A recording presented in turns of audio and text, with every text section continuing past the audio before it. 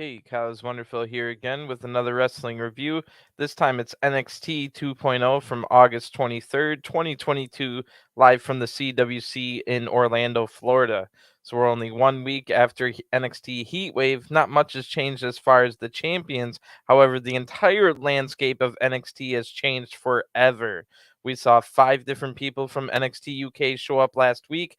The three Scotsman group, Gallus, destroyed Diamond Mine in the ring and accidentally saving Diamond Mine from breaking up as they looked like they were about to get beat down. So Gallus then challenged the NXT UK champions, Briggs and Jensen, to a title match, and that match will happen tonight on NXT 2.0. Also appearing last night from NXT UK was Blair Davenport, who tore up Indy Hartwell's love letter from a returning Dexter Lumis, her husband. So we just saw last night on Raw that Dexter Lumis kidnapped The Miz, and right after that, the heart and soul of NXT made his return, Johnny Wrestling, Johnny Gargano. So what will happen with Indy Hartwell with her husband and dad now currently on Raw? That's definitely something we're looking forward to. But the NXT UK surprises weren't done, because after Braun Breaker retained the NXT title against Jade McDonough, the NXT UK champion Tyler Bate came out to challenge Braun. So it looks like things were leading up to another Worlds Collide event with NXT UK taking on NXT 2.0. And that part is true. However, that event will happen on September 4th, the day after Clash at the Castle, which is the first UK pay-per-view in over 30 years. I mean, 30 years exactly. But the news did not stop there. NXT UK is officially done. It's gone. The brand is over with, and replacing NXT UK sometime in 2023 will be NXT Europe.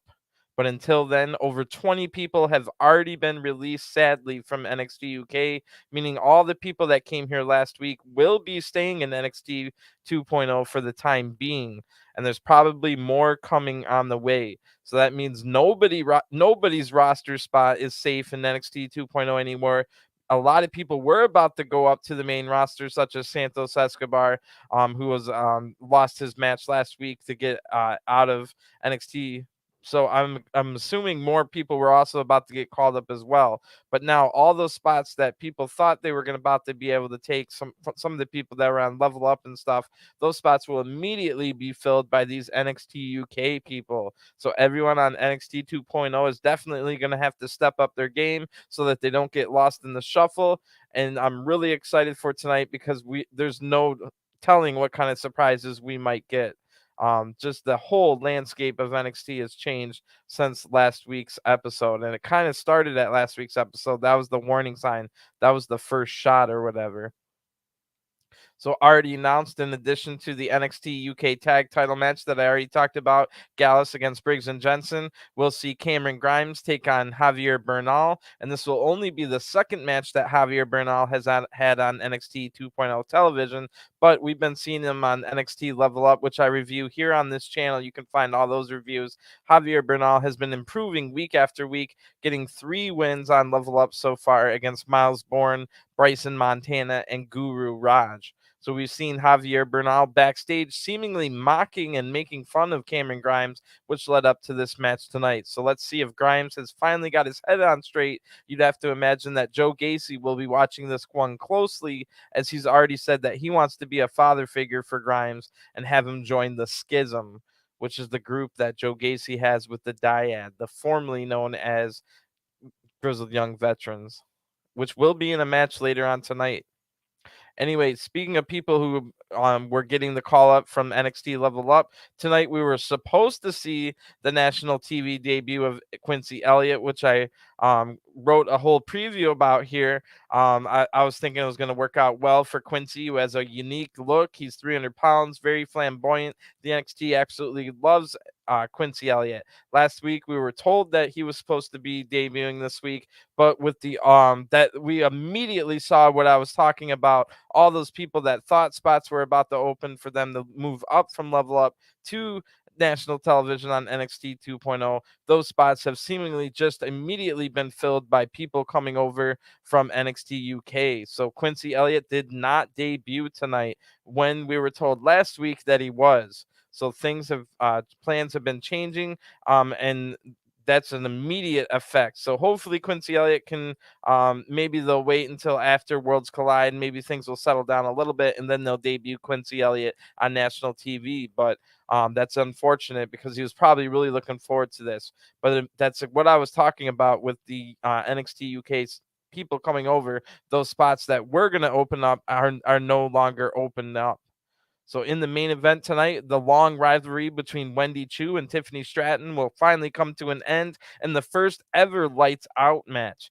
Unlike an AEW lights out match, this will literally have the lights dimmed throughout the match. Other than that, it's basically a street fight. And we've already seen Tiffany beat Wendy Choo in a street fight before, but this time Wendy will have the advantage as she spends a lot of time in the dark sleeping. So I'm sure that'll be a wild main event tonight. And along with all the potential surprises from NXT UK, I'm really looking forward to this week's episode. So the first thing we see is highlights from NXT Heatwave from last week's episode, and it was a really good highlight package. Some of the stuff I didn't touch on was Cora Jade defeating Roxanne Perez after introducing the kendo stick, and then Roxanne didn't want to use it. Cora Jade eventually hit a DDT on the stick to win. Roxanne Perez didn't, kind of like we saw with Bailey. Bailey didn't want to use a kendo stick before, so the same deal there. We also saw Giovanni Vinci have a really good match against Carmelo Hayes for the North American title, but Giovanni Vinci just fell short and did not win the title. Carmelo Hayes still the A champion in my mind, definitely a better champion than Braun Breaker. So then we saw Mandy beating Zoe Stark with her own knee brace, taking the knee brace off of Zoe Stark, who had just returned from a long injury with a knee injury. And Mandy put the knee brace on and hit a pump knee strike to the face to win and retain the title. Mandy is now over 300 days as women's NXT champion. And then it ended with Braun Breaker. We also saw Braun Breaker defeating JD McDonough in a really good match last week. And also the big news from last week, Tony D'Angelo hitting Santos Escobar in the head with a crowbar to win his match. And that kicks Santos out of NXT forever. And then the last thing the highlight video showed was Tyler Bate stepping up to Braun Breaker last week. Now Braun Breaker comes out live and he's grabbing a microphone to start this week's episode.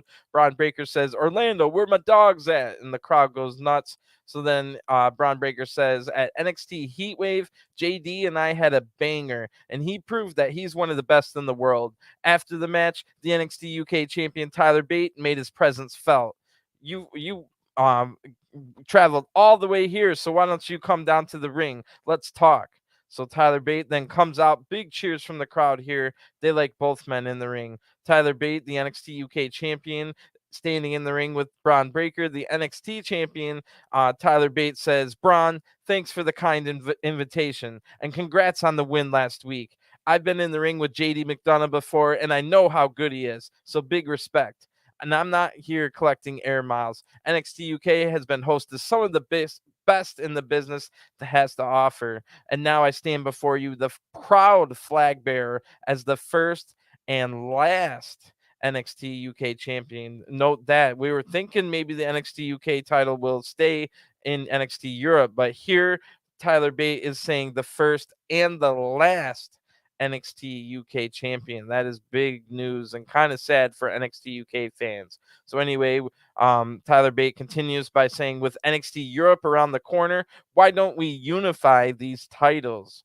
Braun Breaker says, "I've been watching you and I know you're great. And when I think of NXT UK, I think of Tyler Bate.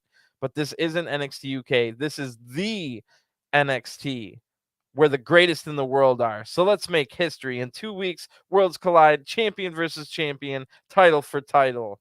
So they shake hands. Braun Breaker's music plays and then ends this segment. So wow, a little bit of shade thrown at NXT UK, which was unfortunate. We probably didn't need that since we're on the same team, boys. We're all part of the same company here. But anyway, Braun Breaker is the face of NXT 2.0, saying that we're the NXT. Where I don't know if I should get into. I mean, since NXT 2.0 has been NXT 2.0, I would say the better wrestlers were in an NXT UK. Like, there's no doubt. NXT 2.0 had a lot more people, probably 3 times more the amount of people, and a lot of them were the ones just starting out. So it's a kind of unfair to compare it that way. And yes, Braun Breaker is right by saying, look at all the people that have come from NXT UK in the last 6 to 10 months. We had Walter, formerly known as Gunter, come on with Imperium. Then some of them got called up to the main roster. We've had grizzled young veterans. So yeah, Braun Breaker calling it the NXT. He's kind of right by saying, yeah, if you're a baseball guy like I am, NXT UK was the double A, and then you get promoted the triple A, and you try and get promoted up to the main roster. So yeah, in the sense it was. But if you look at the last 10 months, NXT UK had far better talent than NXT 2.0, and most of the talent is better than Braun Breaker. So it was a little rich to have him throw shade. And again, they're both the same company, so why are you throwing shade at NXT UK? So that was a little unfortunate, but this was big news. Tyler Bate also saying that he's the first and last NXT UK champion. So the reports first when we heard about NXT Europe was that there was already reports coming out that said the top champion would be the NXT Europe champion, and like the secondary or like the North American or Intercontinental or US title would be the NXT UK title, which still could happen. But you've got, it's no coincidence that Tyler Bate came out here and said, I'm the first and last. So that basically tells us the NXT UK title will be gone forever. And you never say never in wrestling, especially, but anything in life. But the NXT UK championship will be gone. Maybe they'll just resurface it when NXT Europe comes back, but they wouldn't have Tyler Bate come out here and say that he's the last NXT UK champion if they didn't plan on just destroying the title forever. So the NXT UK title, brilliant looking title, beautiful title belt. Hopefully the NXT Europe belt is going to be just as nice looking. But yeah, it looks like it's going to be gone forever. But Worlds Collide is shaping up to be a nice event. So let's get into a little bit more here. We go right from that. This is an NXT UK heavy show for the second week in a row because we go right from that to a Gallus highlight package. So that's Wolfgang with the Coffey brothers, Mark and Joe Coffey, and they've been in NXT for a long time, and they've been 400 and some days as NXT UK Tag Team Champions. So in this highlight package, they say that we are 3 hooligans that never start a fight we can't finish. For 3 years, we've been the most dominant faction in NXT UK, and now NXT gets to learn when we beat it into NXT, or how we beat in the NXT UK. Those titles are coming home with Gallus. Now and forever, it's Gallus Boys on top.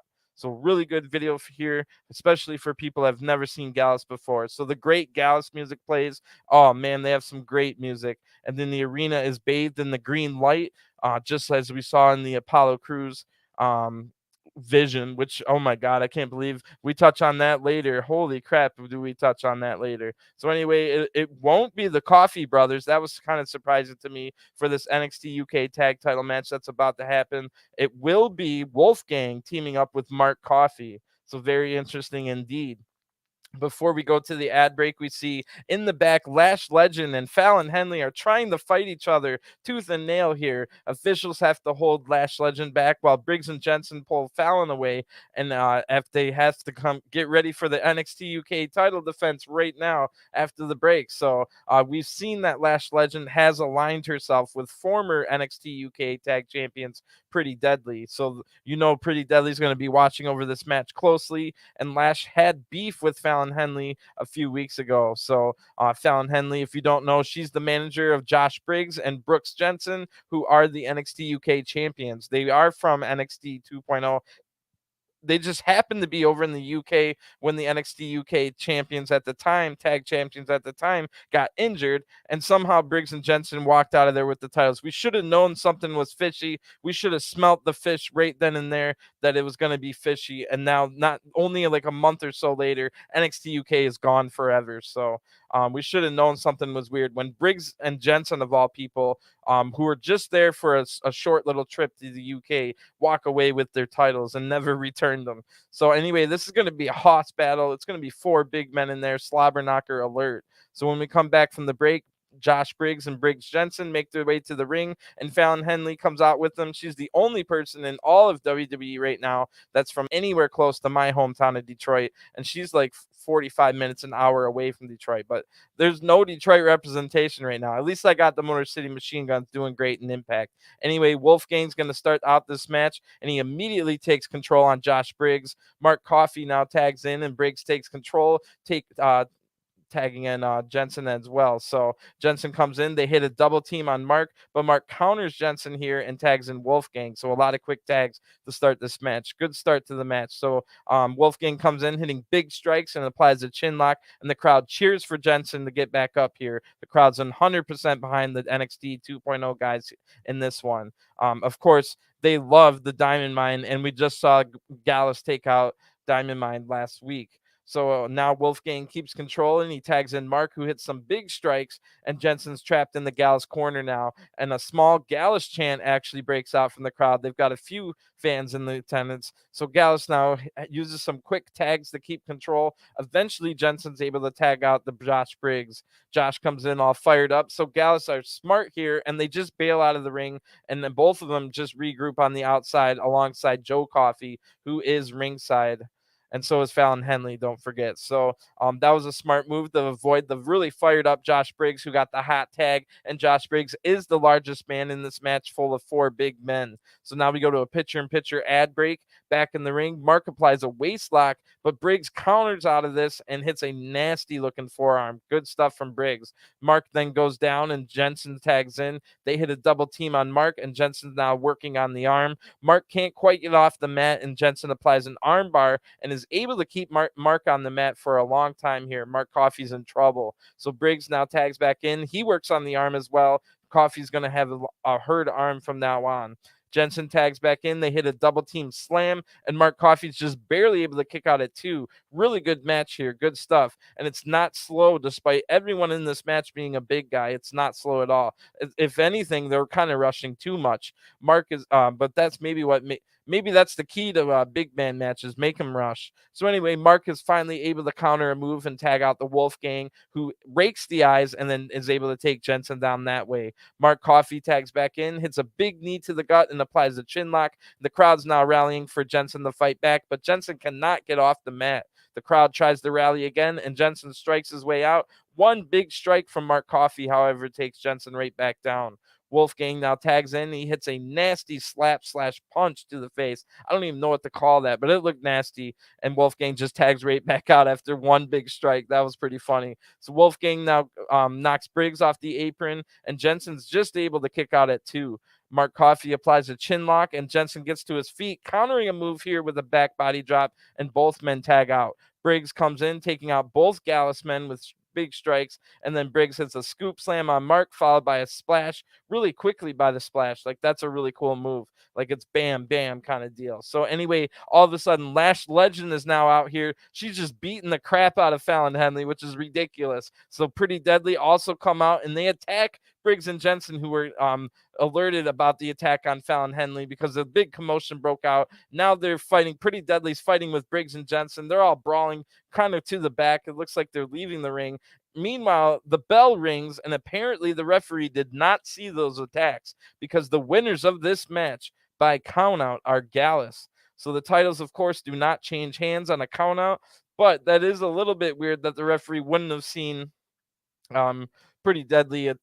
That should have been a disqualification. So anyway, all of a sudden, before we can even think about that, Diamond Mine now rushed the ring from the crowd, and they attack Gallus. They're able to get some big shots here on Gallus, but Gallus is able to run away. So interesting stuff there. No title change, no further finding out what's going to happen. I figured it would eventually be the Creed brothers in the title versus title match against Gallus at Worlds Collide, but we're not so clear about that now. Like I said, Gallus were able to run away here, and it was definitely a way better match than I thought it was going to be.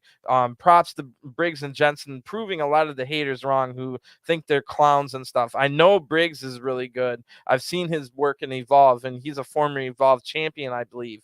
But Jensen, I wasn't quite familiar with his work. I know his father is Bull Buchanan, who was part of the Right to Censor, a tag team partner with both John Cena and Big Boss Man. Who can put that on their resume? But anyway, I think they're both doing really good work, and I love the pairing with Fallon Henley, where Fallon Henley owns her own bar. So like that's one of the places in this little universe they've crafted in NXT 2.0, where Fallon Henley is her family owns the bar and she's the bartender there, where she like yells at Briggs and Jensen not to fight in there when they have stuff. So that could be a cool place. I would like to see maybe Gallus walk into the bar next week because they're guys that like a drink, So maybe they wouldn't even have known it was Fallon Henley's bar, and then things, or then all of a sudden maybe Lash Legend could come out of nowhere. So I would like to include the bar a little bit more. But like I said, this was a really good match. It was pretty long, as you could tell. I described a lot of things, but it was rushed, so it was like big guys, but it wasn't slow ever. Really good big guy, for big guy tag team. Like it doesn't get much. Like it could have been like as far as like the level of Briggs and Jensen, like Jensen is still kind of like very intermediate. He's not even up to advanced level yet. And then the Wolfgang is really good. Briggs is really good, and Mark Coffey's good as well. So good stuff in that match. So all of a sudden in the back now, Grayson Waller's yelling at a crew member ahead of his debut talk show, The Waller Effect. So that'll be next after the ad break. And Grayson Waller's guest this week will be Apollo Crews, who we have confirmed can tell the future. It was confirmed when Apollo had a vision of Diamond Mine being attacked, bathed in the green light, which happened last week. Gallus attacked Diamond Mine. So this kind of power, Apollo should know exactly what to not do and what to do. But anyway, meanwhile, Grayson has been unhappy with people coming in, taking the TV time from him and others like him. So, and that was even before NXT UK folded. So a lot more people have come over. So Grayson might have some interesting things to say. Even yes, another freaking talk show. We've had about 50 talk shows in WWE in 2022, but that's it is what it is. It wasn't too bad. So anyway, really interesting. This was interesting as hell, and even more NXT UK influence. So it's a Chase U segment of all things, and holy crap, Andre Chase introduces to the maybe like a new student or whatever. It's Charlie Dempsey, who's from NXT UK. He was part of D Familia, and he's heavily influenced from William Regal. So in this segment, Charlie Dempsey absolutely destroys Chase U students as he's showing off his catch-as-catch-can grappling abilities. Andre then, after everyone gets destroyed, puts Bodie Hayward against Charlie Dempsey in this little bit of exhibition or whatever they're doing class, because it's Chase U, so some kind of gym class. Anyway, Dempsey chokes out Bodie Hayward. Bodie gets super mad about this, saying it's just training, bro, or whatever. Andre also gets mad that he went too far. Charlie then calls his class too soft and leaves. So holy crap, a young William Regal has just entered the building and joined NXT. This should be great going forward. Keep your eye on Charlie Dempsey. He's a young William Regal. Holy crap, that's awesome. So he did not join Chase U. This was just a way to introduce Chase U Charlie Dempsey, while also featuring Chase U on tonight's episode. But Charlie Dempsey has not joined Chase U. He was just here to show off his catch-as-catch-can grappling ability. I'm really excited to see Charlie Dempsey in NXT 2.0 going forward. And again, NXT 2.0 just keeps, in the last 2 weeks, the talent on NXT 2.0 has grown exponentially. I'm really excited for some of the matches we're about to get. So anyway, we have our debut talk show here, the Waller Effect. So Grayson Waller is in the ring already. His music now plays, and we get a nice little opening video for his talk show. So that was kind of fancy. And also Grayson has a fancy table in the ring. So Grayson says, NXT was aching for a show like this, and I'll be the buzz of NXT. So you can go to my Instagram and I'll choose your questions for our guest. He's a one-of-a-kind athlete, and he's almost done everything here in WWE, but for some reason, he's here in NXT to take away opportunities from everyone.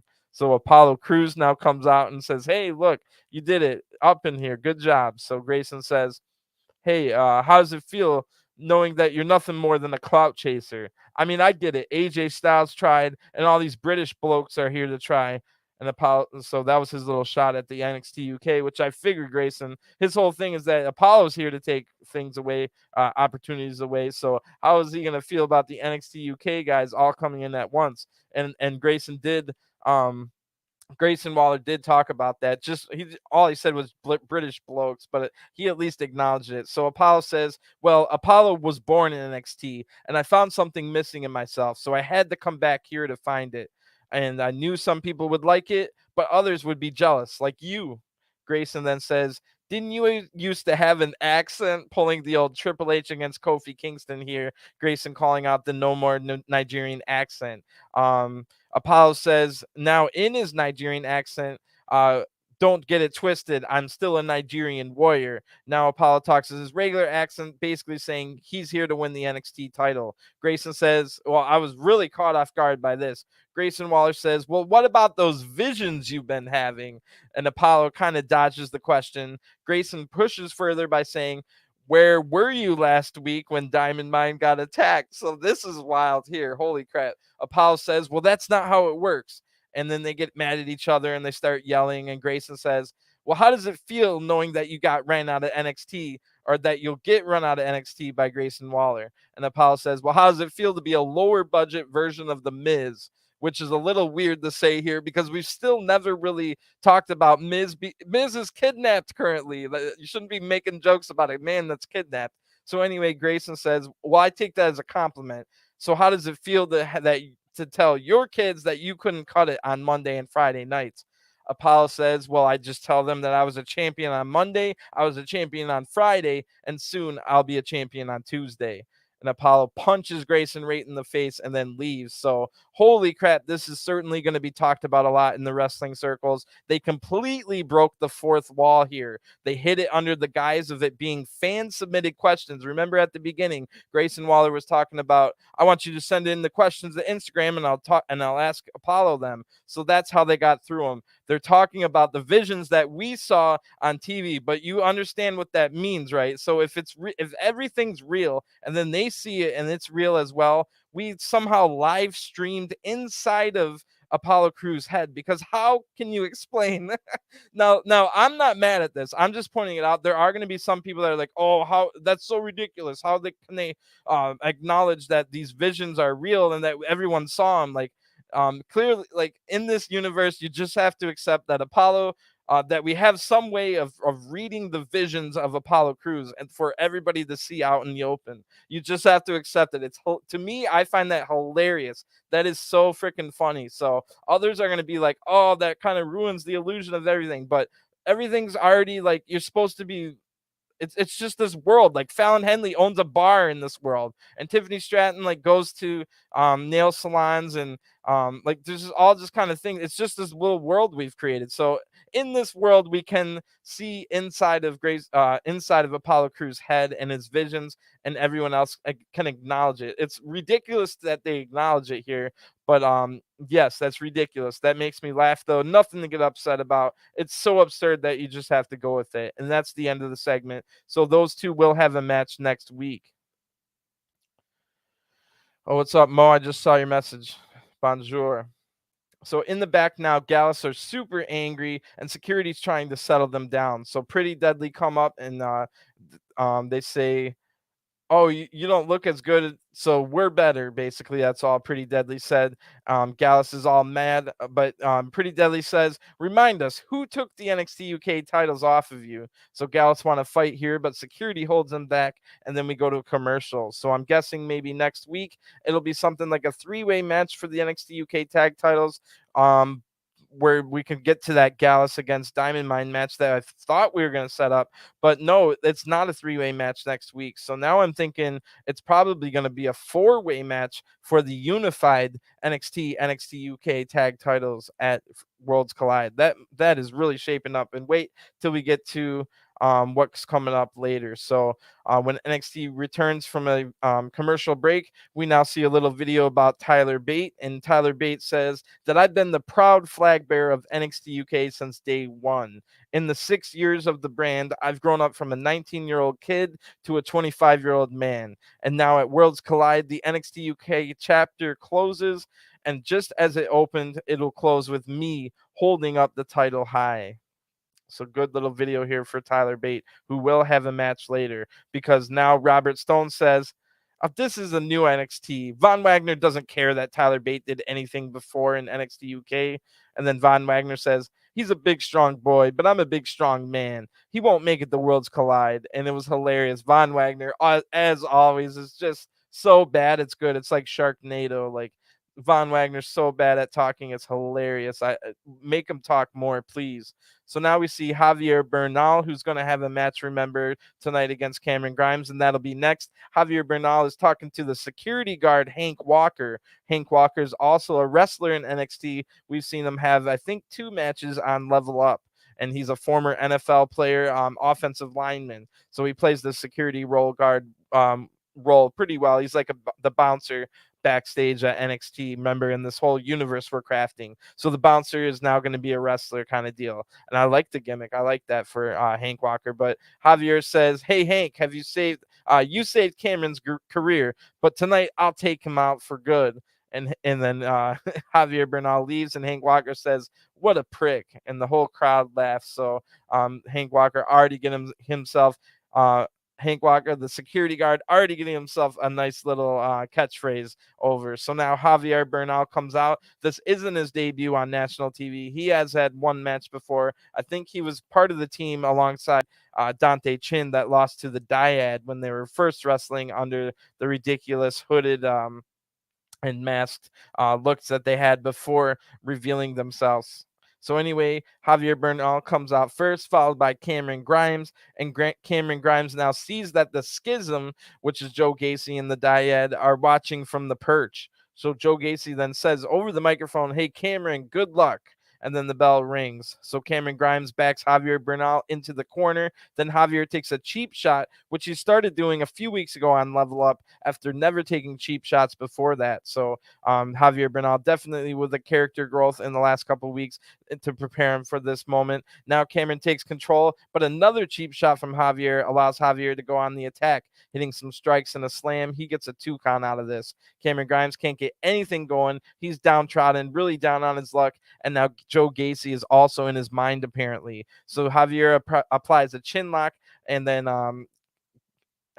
Cameron Grimes is able to get out, hitting a big kick, and then Javier gets dropped right on his head. I don't know what was supposed to happen there. That looked absolutely nasty, and I'd have to imagine it was Javier's fault. He's much less experienced than the big-time veteran Cameron Grimes. So it looks like Javier's all right, and he keeps fighting, but that was nasty. The match ends right after that. Cameron hits a super kick and a big, nasty-looking cave-in for the 1-2-3. So damn.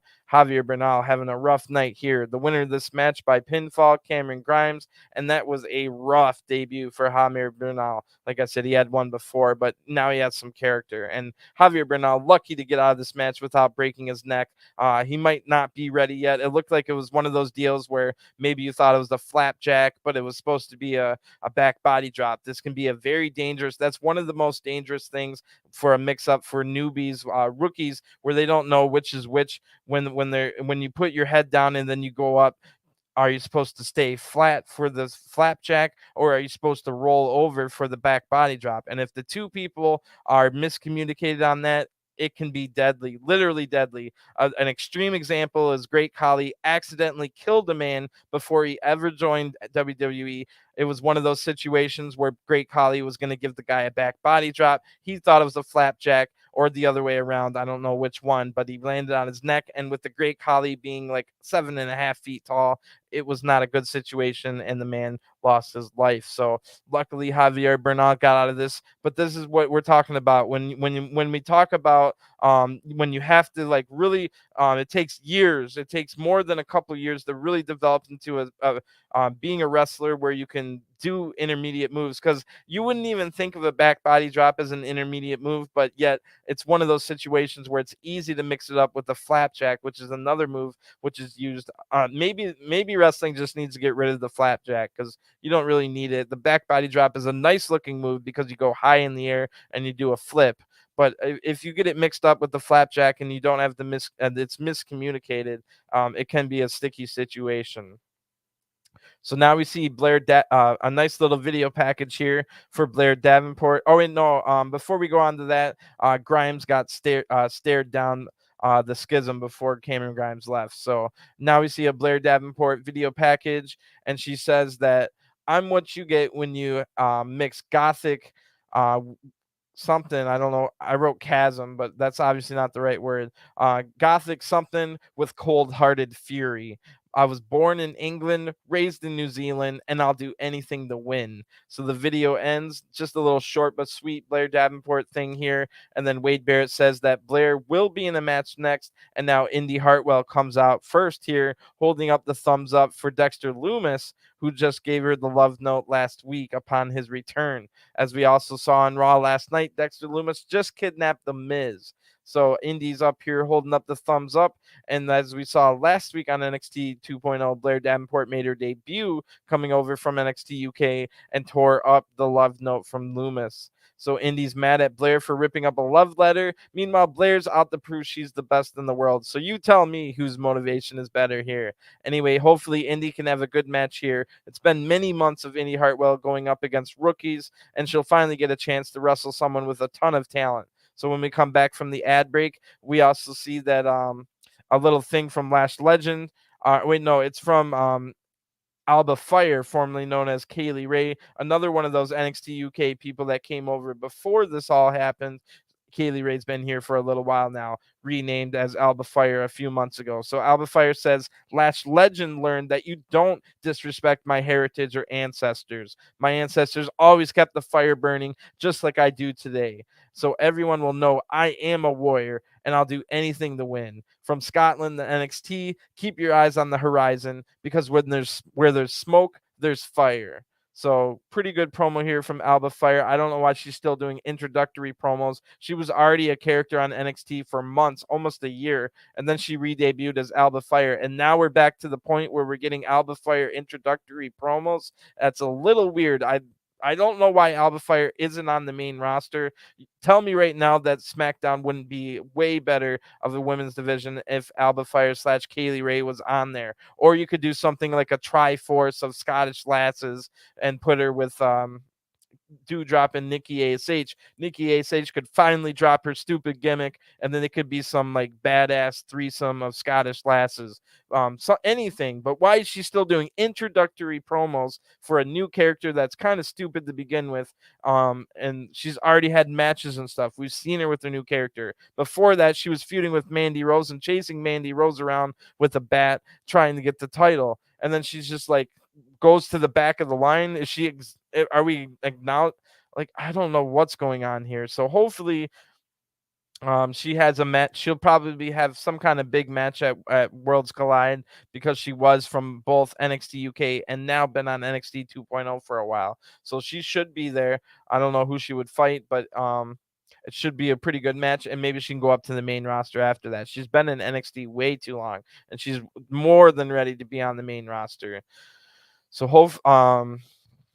that was interesting. So now we go back. Remember, Indy Hartwell had already come out, and I was hoping she could get a better match against someone with actual talent after Indy had to wrestle a lot of rookies. Blair Davenport comes out. She's got new music. There's a bunch of smoke and fog filling the entrance, and it looks really cool. Great entrance for Blair Davenport, who definitely comes off as a big star, which she is. She has a lot of great experience in Japan, and she's been in NXT UK for a little bit now. She was a little bit in AEW as well, but she went to NXT UK instead of signing with AEW. So this instantly is making the NXT women's division better, getting people like Blair Davenport over here. That's great. So Indy looks a little bit intimidated here, looking like she might be a little bit out of her depth. Indy charges in, however, and then Blair gets control. They shove each other around, and then Indy gets a headlock takedown. So nice there. But Blair gets up to her feet. Indy's able to hit a shoulder tackle and then take Blair back down with another headlock takedown. So pretty good start here for Indy Hartwell, who then blocks a punch, but then gets drop kicked right out of the ring. Indy's able to block a shot to the post, but then gets caught with a twisting neck breaker as Indy was coming back in the ring. So Blair then hits another twisting neck breaker, and Indy did not bump very well on that. That's an advanced level bump for wrestlers. I've seen it happen earlier this I think just yesterday on Elevation. They were trying to train out it was kind of like a test match. They had Serena Deeb in there with one of the rookie women, thinking about she had been there in 3 weeks in a row now on Elevation, and same thing of this twisting neck breaker. It's such an advanced bump to try and take. And unfortunately, Indy, just like the rookie on Elevation last night, I think her name was Megan Myers, they both were not able to take the move from the, this is an advanced, you wouldn't think of the twisting neck breaker as like an advanced move they have to take. But if you don't take it well, the whole move looks bad. And this happened here. Indy Hartwell is out of her depth, just like we thought. So anyway, Blair applies no offense to Indy Hartwell, she's still learning, but it takes a while sometimes, and she is definitely out of her depth here. Blair now applies a hold and tells Indy what to do next, taking over leadership here. The veteran Blair Davenport now jumps on the back of Indy, who then drops backward, and she crushes Blair Davenport hard. So Blair, with a really good leadership shown here by Blair Davenport, deciding to take a huge bump here to try and get the back momentum in the match after Indy's little bit of a botch before that. Great stuff to see. Indy now fires up with lariats and a big spine buster, and she's back on track now, getting a 2 count, and the match is back on track. Great leadership from Blair. Indy now hits a missile drop kick, but Blair throws her off the middle rope for a 2 count. Then Indy rolls Blair up for a 2 count, and then Blair hits a stiff kick to the head, followed by a rough-looking cradle brainbuster. Man, another intermediate bump for Indy to try and take, and I know it's Indy's fault. It's not Blair Davenport's fault. So Blair gets the 1, 2, 3 on this. The winner of the match by pinfall, Blair Davenport, who looked pretty good in her debut, but man, Indy did not know how to take that move. She didn't know how to take the twisting neck breaker, and she really looks like she's still on the intermediate skill level. Those 2 advanced level bumps that Blair Davenport was trying to do on Indy, Indy was not able to take the bumps very safely. It didn't look good as far as a match. Um, You hate to see it. I was really hoping getting in the ring with a veteran would prove that Indy has improved, but honestly, I don't think she's improved that much. But it's hard to improve when you're not being in the ring with other good people. So it's not over for Indy, but I like the Indy character, and she has a lot of charisma. She just needs to improve in the ring. So we get a lot more. So it's not over with Indy here. Anyway. We go on to a different thing instead. So Blair then kicks Indy out of the ring, and Blair gets on the microphone and says, "The most menacing mistress of NXT UK has arrived, and I've just wasted one of the best this division has to offer. I was the #1 contender in the UK, so I guess the NXT Women's Champion will just have to do fine for me. I am the rightful heir to the NXT Women's title." And then, wow, that brings out the NXT Women's Champion over 300 days, Mandy Rose. Comes out all by herself. We did have reports that Gigi Dolan unfortunately injured herself taking that really stiff DDT to the apron. So JC Jane isn't here either. Some of the crowd cheer for Mandy Rose, but others boo. So sometimes brand loyalty outweighs all the bad things Mandy Rose has done. So anyway, Mandy says, "Blair Davenport, wow, your reputation precedes you, honey.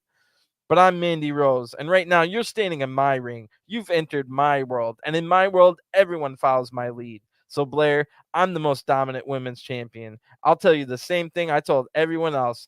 Put some respect on my name." And then, holy crap, I get goosebumps all over my body because the NXT UK Women's Champion and final boss of the NXT UK Women's Division, Meiko Satomura, comes out with all the grace in the world, holding on to the NXT UK title, and the 40-something-year-old is a legend. Meiko Satomura comes out and says, "Mandy, you are not the most dominant women's champion. That would be me." which is true. Mako has like over 400 days on her title reign. So Mandy says, yeah, you're a true legend, but I can't think of a better way to put respect on my name than to beat a legend like you.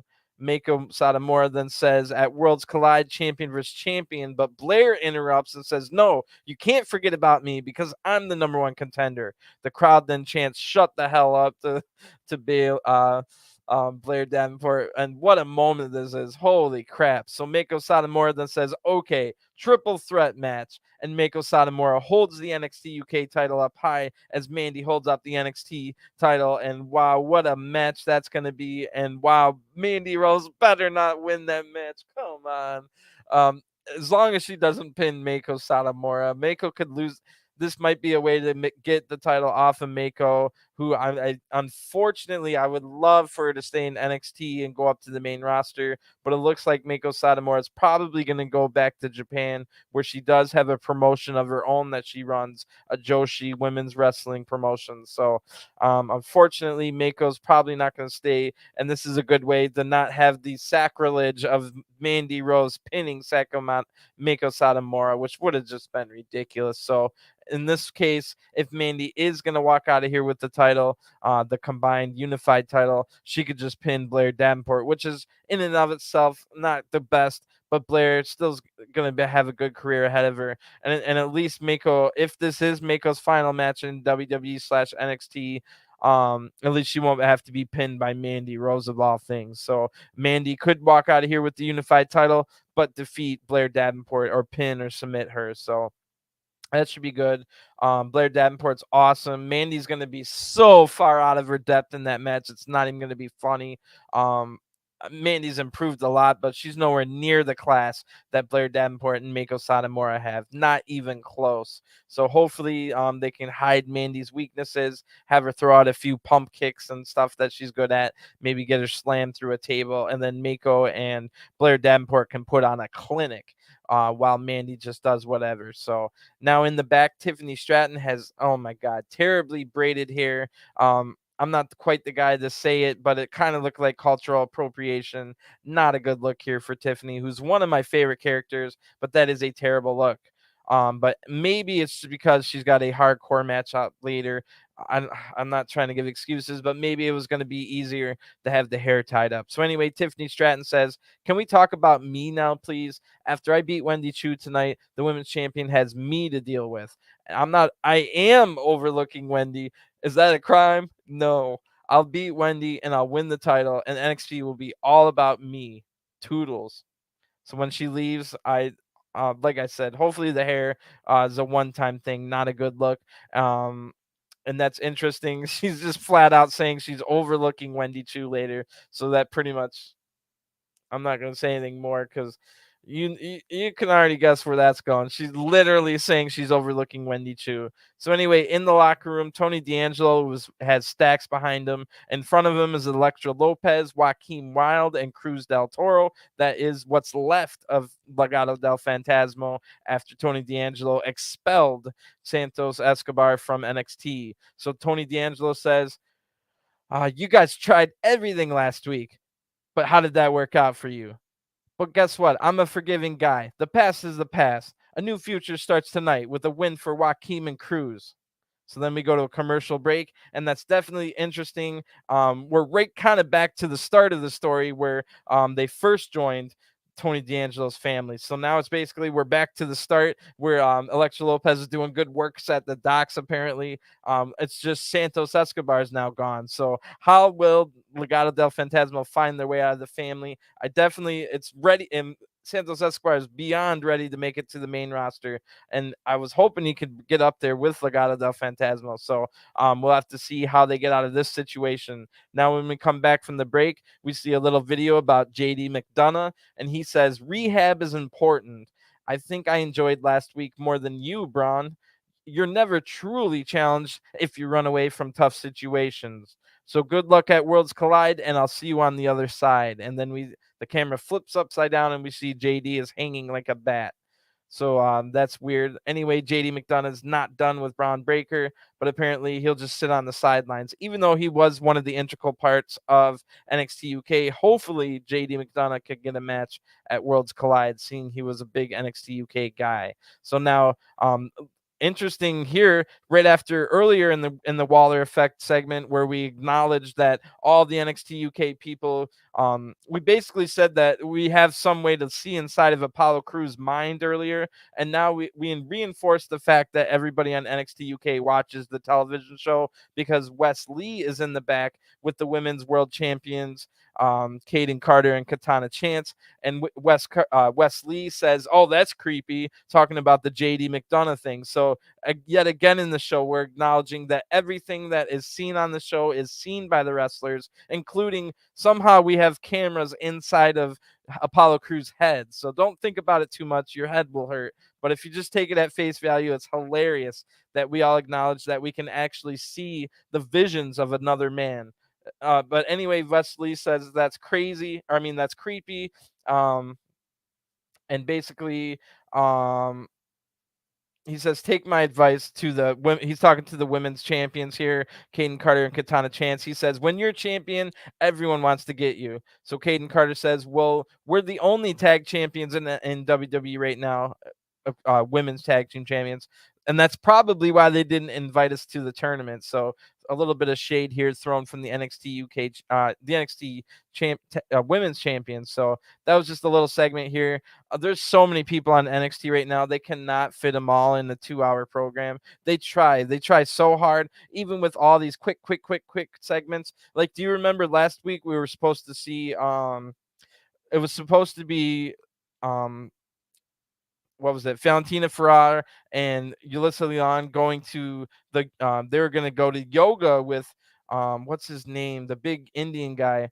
I always forget his name. It's like, I always think Saray is the only thing I can think of, but and that's another thing. We never get to see Saray. There's so many damn people on the NXT roster right now, and they just got so many more with the addition of all the NXT UK people. So anyway, like, we don't even see Carmelo Hayes tonight. We were supposed to see the debut of Quincy Elliott. That got pushed to the side now that we got all this NXT UK news coming out. So there just is not enough room on these shows. Even I watch all the level up stuff. There's not even enough room for all the lower recruits that have level up matches. There's so many damn people on the NXT roster right now. Too many, unfortunately, which you know what that means. Unfortunately, some of these people who haven't been showing progression, it might be getting time to, I don't even want to say it. Hopefully that doesn't happen. So anyway, Indy Hartwell is still somehow in the ring after all this. Remember, she lost earlier to Blair Davenport. Indy Hartwell gets on the microphone, and this is a big emotional drama segment here. Drama alert. So Indy Hartwell says, this is what rock bottom feels like. I mean, Blair's incredible, but she's not the problem. I am. I've always been the problem. 4 months ago, I told myself I'm done with all this and I'm going to stand on my own 2 feet. But here I sit 4 months later in the same position I was. And then out of nowhere, Dexter Lumis appears, and Indy can't believe it. So they meet in the ring, they hug and kiss, and I'm thinking, where the heck is The Miz, and why is nobody worried about The Miz being kidnapped? So Dexter Lumis then carries Indy in his arms. They leave as the Ollie J song hits. Never forget that Ollie J is NXT 2.0. So now Dexter's in the back, and we see a big, they're in the front doors in the atrium of the building. Dexter hands a letter or something to Indy Hartwell, and this is heartbreaking. Dexter Lumis goes outside. We now see police officers everywhere, and they arrest Dexter Lumis. Indy Hartwell can't believe what she just saw. Then she reads the letter, and it says, goodbye, Indy. Wow. It's just a wrestling show, and it's kind of cheesy and all that, but kind of an emotional moment at the same time. When it said goodbye, I did get sad at that. That was a little ridiculous, but I'm sure it won't be the end of things. Dexter Lumis can't just leave forever, can he? Like, um, is he going to be in jail for the next 6 months to a couple years and come back? No. So he'll be back, but it was still an emotional moment. Very dramatic segment here, and it goes back to what I was talking about Indy Hartwell earlier, where she really hasn't shown a ton of progression in her in-ring ability, but her character stuff is top notch, and she's got a good charisma. The crowd absolutely loves Indy Hartwell. So it's one of those things. Some people develop, like, look at Tiffany Stratton, for example. She's only had 20 matches in her career. She's probably already better of a wrestler than Indy Hartwell, to be honest. But it's not Indy's fault. Some people just take a lot longer to develop. Indy, meanwhile, has things that wrestlers of 20 years will never develop, and that's the charisma, the character work, and stuff like that. So um, really good episode of NXT so far. It hasn't been a ton of great wrestling, but the stories have been top notch. I mean, they got me feeling sad. They got me laughing. They got me excited about Worlds Collide. I got goosebumps all the way throughout my body when Mako Satomura, the final boss, came out. So holy crap, like really good stuff so far. So we barely even had time to touch on Cora Jade this week, and no time for Roxanne Perez, who we didn't see yet again. Roxanne Perez has been missing from the show a lot. Ever since she won the tag titles and had that title match against Mandy, she's had one match and like one video promo segment, and that's in like a 6-week span, or maybe even 4. But anyway, more Roxanne Perez, please. She's one of the best on the roster. Anyway, Cora Jade says, if you still don't believe that I'm better than her, I don't know why. Everyone just loves Roxanne. And if the roles were reversed and she DDT'd me on the stick, well, then they would all have been cheering it. So I don't know why anybody doesn't like it. Why don't you all just go out and have a date with a girl? So, wow, interesting promo there from Cora Jade, because I know there are female fans of NXT. So go out and have a date with a girl, I mean, it's a good, I would definitely give that same advice to anyone else. Definitely try it if you haven't. So anyway, in the ring now is the Dyad, and they're with Joe Gacy. They're collectively known as the Schism. I almost said the other word that What Culture calls them, which is hilarious. But anyway, Joaquin Wilde and Cruz del Toro are out here with Tony D'Angelo. Cruz is going to start the match with Jagger Reed. Ridiculous new names for the grizzled young veterans. Now the Dyad, it's Jagger Reed and what's the other one? Rip Fowler. So Jagger Reed starts this match with Cruz del Toro, another guy that had his name changed. Rip Fowler then tries to come in and help, but gets thrown out. Cruz then dives to the outside right onto both Dyad members, and this makes Tony D'Angelo yell at the top of his lungs. He's like, I don't want you flying around. So he's being really ridiculous to Legado del Fantasma. The Dyad are able to hit a double team now. Then Rip Fowler dives out to the outside himself on the Joaquin. That was pretty cool looking. The crowd's chants, "You still suck anyway," so, which was hilarious. Then because it was such a perfect move, and then the crowd just instantly says, "You still suck." That was awesome. Rip Fowler, by the way, just looks ridiculous without his beard. He looks, oh my gosh. If anybody remembers, what was that guy's name? Louis something, Martin Louis. You remember in the early NXT, he reminds me of him when he got shaved. It was the it was Carmella, and it was Carmella's debut, and she was working at a pet salon, and it was Big Cass and Enzo, and they had the hair removal cream. Do you remember when they put the hair removal cream on a poodle on accident, and then the poodle was bald? But anyway, this guy looks like that. Just a nice little trip down memory lane. Anyway, back to this match. We had just done that dive to the outside. Back in the ring.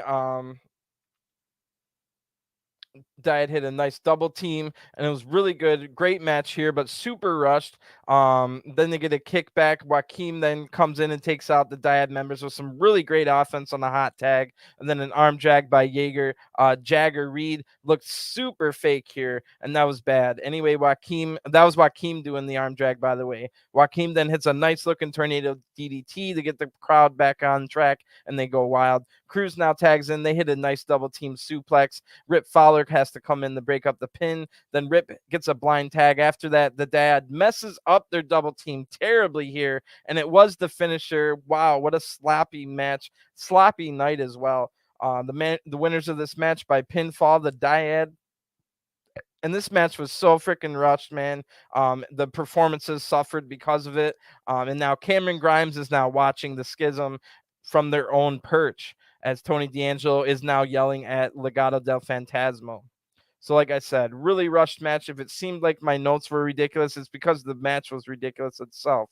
It was so freaking rushed. So anyway, We now see Javier Bernal, of all people. I didn't expect to see yet another Javier Bernal segment, but he's walking in the back. Some woman I didn't recognize from the performance center, so she might have just been an extra, says, "Oh, you almost had it tonight." And Javier now yells at her, "Almost had it, blah, blah, blah." And then Hank Walker, the security guard, now walks up and he says, "Never talk to a lady like that." And I think it's time for you to hit the shower, which I don't know if that was a threat from the R word or what. But anyway, the crowd loved it here. They love Hank as the security guard. And this is a way better gimmick for Hank Walker, a former NFL player, than like some kind of big, tough country boy gimmick, or I don't know, something wild like a vineyard like they gave Eric Rowan one time. So a big security guard that actually has matches, that's kind of a cool gimmick. And it fits into this little world, this universe that NXT's crafted, where like Fallon Henley's the bartender and all kinds of other stuff, crazy stuff that go on. So when we come back from break, huge developments here, huge news. So we come back from the break, we see Elektra Lopez, Joaquin Wilde, and Cruz del Toro. They walk outside in the parking lot. All of a sudden, an SUV pulls up, the window goes down, and it's Santos Escobar. He smiles and says, "You didn't think I was going to leave you here, did you? La Familia stick together. So get in." All of Legado del Fantasma are now together, and they drive off from NXT, maybe forever. So maybe we'll see Legado del Fantasma show up this Friday on SmackDown, or maybe next Monday on Raw, or maybe they'll wait for after Clash at the Castle. But either way, that is big news. Legado del Fantasma are back together, and they will be on the main roster soon. So now, before that commercial break, Tyler Bate had already come out. Remember, this set up this match with Von Wagner, who now comes out. So the match starts pretty quickly and nice here, with Tyler getting able to counter attacks early. Von Wagner hits a big boot to take control. However, massive size advantage for Von Wagner in this match. So Braun Breaker is now watching this match from the TV.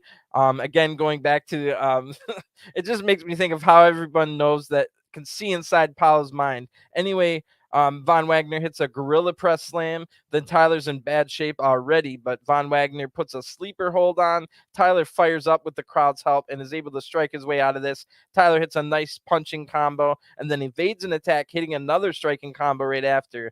Von Wagner then blocks a Tyler driver attempt, tosses Tyler around the ring, all the way around the ring with a fallaway slam. That was awesome from Von Wagner and Tyler Bate. Von Wagner now keeps the pace slow, hitting some clubbing blows. Von pulls the hair to get Tyler off the mat, but tries another gorilla press slam, but Tyler evades it this time. He then kicks Von Wagner out of the ring. Tyler Bate dives to the outside, crushing Von Wagner. Back in the ring now, Von counters a move with back elbows, but Tyler counters right back with some more punches. Tyler hits another great punching combo, and Von Wagner's dropped to a knee, but Von Wagner gets up and hits a huge lariat. Tyler's able to kick out at 2 on this one. And it don't look now, but this might be the best Von Wagner match I've ever seen, and that is just how good Tyler Bate is. He can make others great as well. That's the sign of someone that's really good. So Von Wagner now hits a nasty looking knee drop, and Tyler lifts Tyler up, but Tyler hits some elbow strikes to get out of this situation, and then is able to duck under a big boot, hitting a rebound lariat, but he tries the rebound lariat again. Von Wagner counters this one, but Tyler counters right back, hitting the bop and bang punch, and then a sliding lariat, and then Tyler goes up to the top rope after it. Well, first he has a beautiful looking exploder suplex, which looked great because Von Wagner's way bigger than him. Then Tyler goes up to the top rope, showing he's not just strength, he can hit a perfect looking spiral tap. Eat your heart out, AJ Styles. Tyler Bate gets the 1-2-3 off the perfect spiral tap, which we haven't seen AJ bust out in a long time. So anyway, the winner of this match by pinfall, Tyler Bate. What a match. I mean, you wouldn't think a Von Wagner match would make me say what a match, but it was. Tyler Bate, great. If no one ever saw him before, this was a great introduction and a reintroduction if they haven't seen him in a while. So really looking forward to that Braun Breaker match. Should be a good one. If this is any indication, we all know, even if you're not a big Braun Breaker fan, you know Braun Breaker is like twice, maybe 3 times better than Von Wagner. So if this is the kind of match we get, Tyler Bate against Von Wagner, think about how good that Braun Breaker match is going to be. So it's really, really shaping up to be a great event for Worlds Collide. And man, that day is going to be busy, being the same night as All Out. But it's just going to be a great weekend. The day before that is Clash at the Castle, where, oh man, going to be awesome. So in the back now, Diamond Mine now say that they will have Gallus in a 6-man tag match next week. Roderick Strong is there and he says, yeah, let's destroy him. But Julius Creed tells him, no, it's going to be just the 6 of us. You're not invited, basically. So Brooks and Jensen now come into the room. It wasn't in the Diamond Mine gym. It was just the regular locker room. So that explains why Brooks and Jensen are here. Briggs and Jensen are here, and they say that we'll keep a piece of Gallus for us. So Roderick Strong then calls them dorks, but then Julius says that Roderick's opinion does not carry as much weight around here like it used to. So Diamond Mine are definitely breaking up. Roderick Strong's definitely ready to be on the main roster before his career's at an end. So that only makes sense. I mean, I'm sure he'll see these guys on the main roster soon enough, but I would definitely keep the rest of Diamond Mine in NXT for a little while. Let them go under like Julius's leadership. Maybe they can bring in one more person or something like that. They already kind of have Tatum Paxley on the outside about to join Diamond Mine. Unfortunately, she had her nose broken in a live event from Sloane Jacobs a few weeks ago, and that's basically relegated Ivy Nile to level up because it was supposed to be Ivy Nile and Tatum Paxley. I'm guessing doing stuff in a tag division with the tag champions, who basically have been off the radar as well, not doing anything. So it is main event time. Tiffany Stratton comes out looking super ready for this match, but also a little bit nervous. So what kind of freaking wildness is she going to have to do in this quote-unquote garbage match? You'll see why I say that in a little bit. So especially if you're a Jim Cornette fan, this was hilarious if you listen to the Jim Cornette show like I do. So this will be a lights-out match against Wendy, Choo, and Tiffany Stratton, and it won't be like the AEW lights out match. This will literally be a dark match. So I'm wondering how dark it'll be. It is pretty dark. I can definitely tell. It was a little darker than I expected.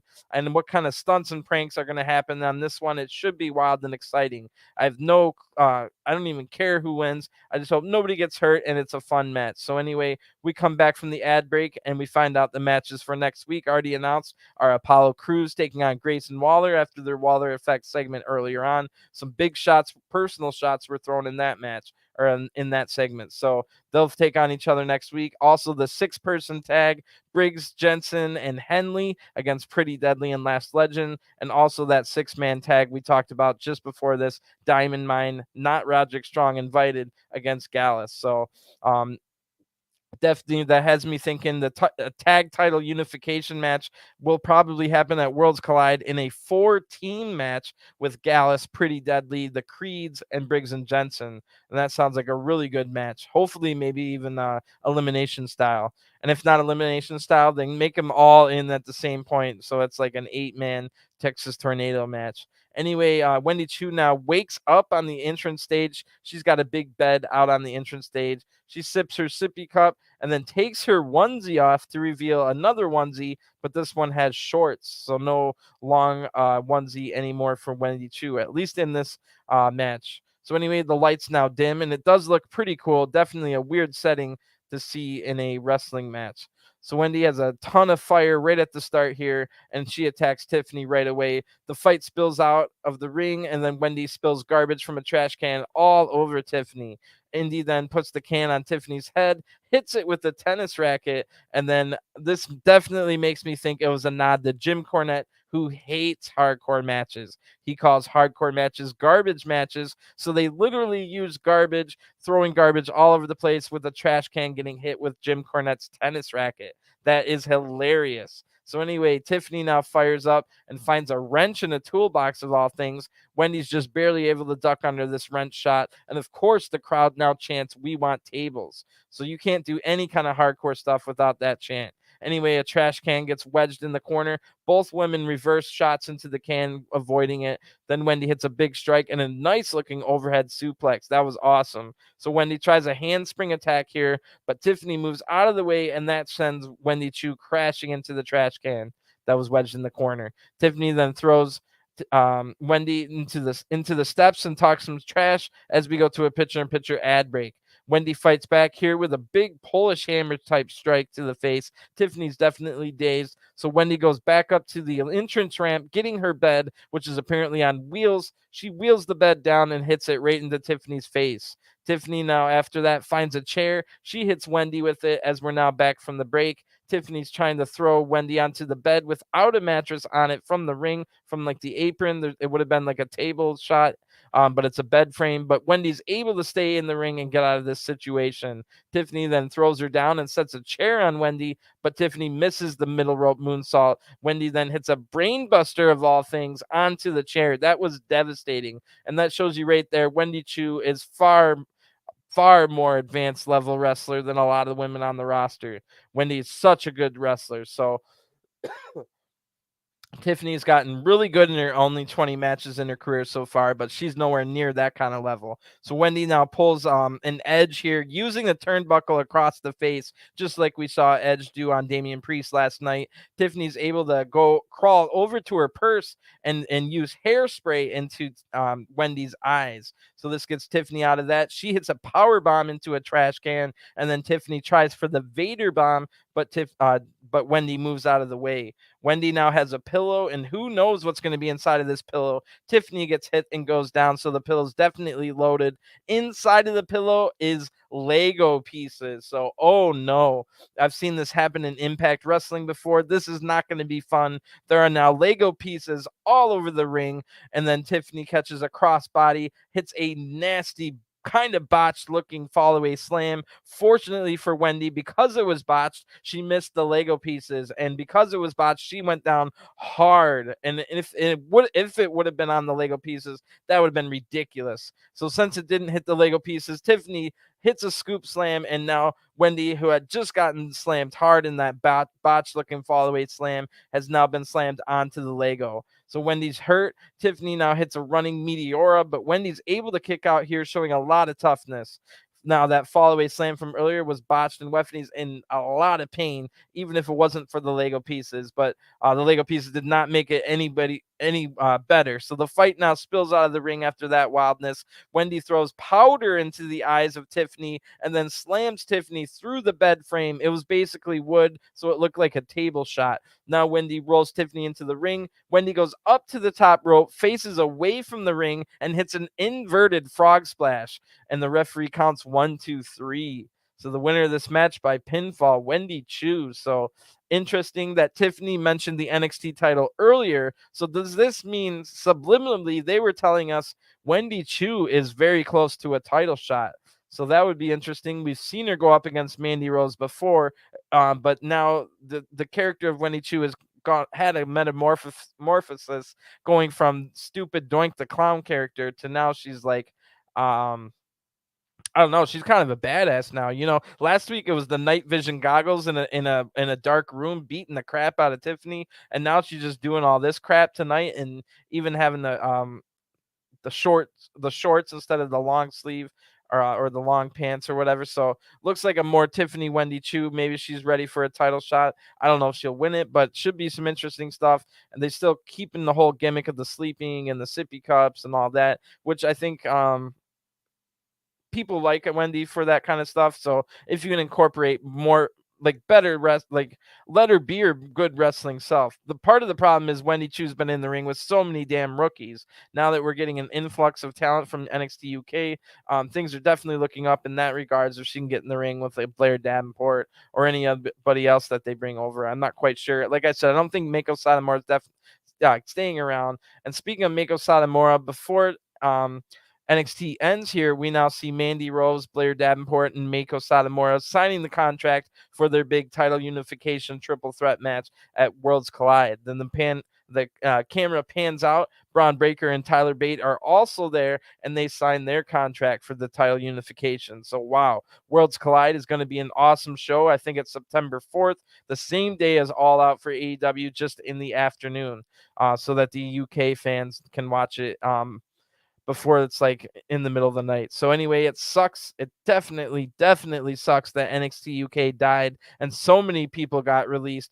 But in the meantime, NXT 2.0 just got way better. This was a really good show. And this was, like I said, there wasn't a lot of classic awesome wrestling. There was a couple good matches. Like I was surprised by the Gallus and Briggs and Jensen. That was one of the Briggs and Jensen's best matches. So I was surprised by that one.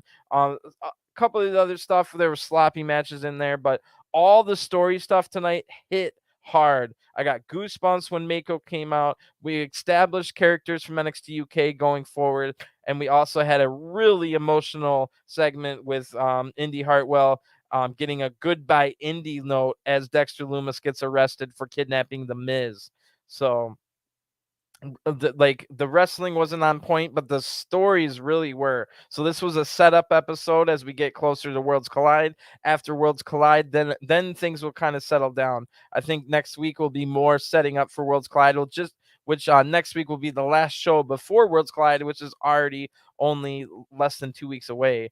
So it's going to be another good episode. I'm really looking forward to. Maybe we'll get even more surprises. I'm sure we'll have more matches than just the ones we've announced. Like I said, I'm assuming the tag title unification match will be a 4-way, which involved all the teams Pretty Deadly, Gallus, Briggs and Jensen, and Creeds. So that'll be a really good one. We got a triple threat. Unfortunately, NXT UK, they do kind of have a North American title, but it's so different. It's the Heritage Cup, which is more of a rules-based match, like we saw with Wesley and Trick Williams butchered the round style with the boxing part of it. But I don't think we're gonna have any mention of the Heritage Cup. Mark Coffey is the Heritage Cup champion right now, and it doesn't look like they're gonna acknowledge that. So what does that mean for Carmelo Hayes, who wasn't even on the show? And a lot of us, me included, think of Carmelo Hayes. He's telling the truth when he says he's the A champion. There's no way Braun Breaker's a better champion than Carmelo Hayes. So hopefully they get a cool match. Maybe it'll just be a rematch with Vinci or something, because he was in NXT UK for a long time and is also European. So we'll just have to wait and see. But next week's going to be a little bit more of a setup episode like this one. Hopefully we can see some of the people we were missing, like Carmelo Hayes, Roxanne Perez, and we need to get the women's tag titles back in the picture as well. So hopefully we can get some room for those people. Don't forget, we saw that really good segment with Chase U introducing Charlie Dempsey, who's basically a young William Regal. A young William Regal has just entered NXT. That is huge news in and of itself, among all this other big, huge news we got tonight. A young William Regal just entered NXT.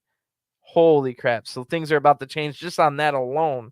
So the talent in the men's and women's roster has increased. The tag division got better as well. Unfortunately, they didn't even have a tag division in the women's division over there. So that division still needs a little bit of help. We do have a lot of women that are kind of just on the lower fringes of the roster. We should just start making them tag teams now, get them some matching gear, some kind of gimmick together. We have a few right now, but there's a lot of women that just don't have a spot on the roster that we can start building up the tag. The tag division in the main roster is never going to get better if we don't start at the very bottom. So we got to start taking some of these performance center women and putting them in tag teams. See if it doesn't work out after a couple months, just have them move on to a different partner or whatever, So hopefully we can find people like that. Oh, here we go. So where's everybody else? Oh, as far as fans, no, I don't know where they're at. So no, I actually did that in my I did make a mid card championship for the women, because there's so many freaking women. So I also on this channel you can find all of my WWE 2K Universe mode, and I made what did I call it? I think I just called it the NXT National Championship. And I gave it to it was just a white strap version of the North American title. And I think you're right, like a television title or something like that would make the show. In the meantime, giving them in the tag division, I think would also help. If we're gonna have the tag division in the main roster, look at even me, I'll defend the women's division as much as I can, but even me, I'll have to admit the tag, there was no real good established tag teams in the tournament up on the main roster. So that starts from down here. You got to get these women, like there's a bunch of people like Amari Miller, Sloan Jacobs, they never get on TV. They never have anything to do. Get them in a tag team, give them some matches on Level Up, and then get them in the main roster eventually. That's the plan. In 2 years you can have a new team for the main roster. So that's kind of how things go. Speaking of main roster, there's going to be a lot of call-ups coming up in the next month or two, and I'm not quite sure when the WWE draft is, but maybe they'll just wait for the draft and then they'll say something like, okay, Raw and SmackDown, you each get 5 picks from NXT or something like that. You know what I mean? So maybe they'll just wait for a mass call-up then, because we in the meantime, like all these people that we're going to get called up to the main roster, they kind of have to wait their turn, because every single show we're bringing in, the latest show was Raw bringing back Johnny Gargano. And before that, we brought back Hit Row. And before that, we brought back Karrion Kross. And before that was Dakota Kai and Io Sky. So um, it's kind of a weird thing. Maybe they are going to wait for the draft to bring up like a ton of people at once, because we've already got Legado del Fantasma all together. They're about to come up to the main roster maybe as soon as this Friday. So there's a lot of other people that should be up there. Just off the top of my head, like Alba Fire, Kaylee Ray is probably the one the most that needs to be on the main roster. Pretty much all of Toxic Attractions ready for the main roster. As far as the men, I mean, you could put Carmelo Hayes and Trick Williams with MVP and Omos right now, reform a new Hurt Business, and it would be one of the best things on the roster. You put Carmelo Hayes in there, Trick Williams has so much chemistry, MVP would give him some legitimacy, and then Omos could finally have something to do. He would just watch their back so that Carmelo Hayes and Trick can just run roughhouse over everybody on Raw. So that's what I would like. There's so many guys that are ready. Then you can get some more spots for like a West Lee to maybe win a North American title, or where's poor A Kid is stuck in the stupid Axiom gimmick, but he's a really good wrestler. You've got guys like Nathan Frazier, who can't even get on the show either. He's awesome. So there are some great guys. They need spots on NXT. For them to get those spots on NXT, we need to get people called up to the main roster. And for that to happen, we need to stop.